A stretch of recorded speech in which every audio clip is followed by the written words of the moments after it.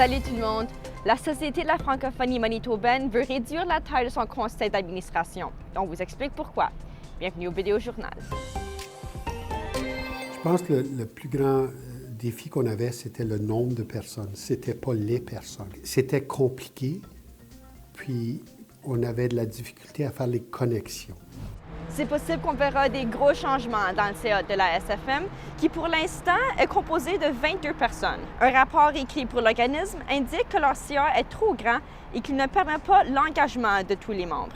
Mais ce n'est pas la seule chose qui explique leur proposition. La SFM a aussi mentionné que même avec un grand CA, ils n'ont pas réussi à augmenter la diversité du groupe, ce qui est un de leurs objectifs.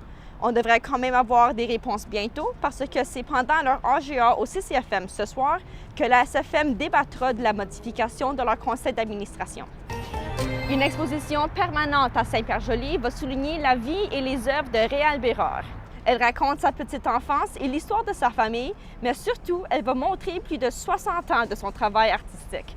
Vous allez sans doute reconnaître certaines de ses œuvres classiques, comme Caillouche, la caricature dessinée pour la liberté depuis plusieurs années, et l'animation de la vidéo Jour de plaine.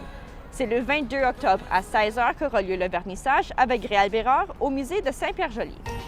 Et en terminant, préparez-vous à rire un petit peu parce que c'est ce soir le premier Rire Zone de la saison au CCFM. C'est Martin Bruyère qui sera l'animateur de la soirée d'humour et 5 humoristes seront mis en vedette.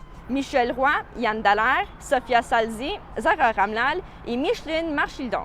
Le Rire Zone commence ce soir à 20h au CCFM. Et voilà, c'est ce qui termine notre vidéo journal, mais n'oubliez pas, comme d'habitude, de télécharger l'application Info de Radio-Canada. À demain!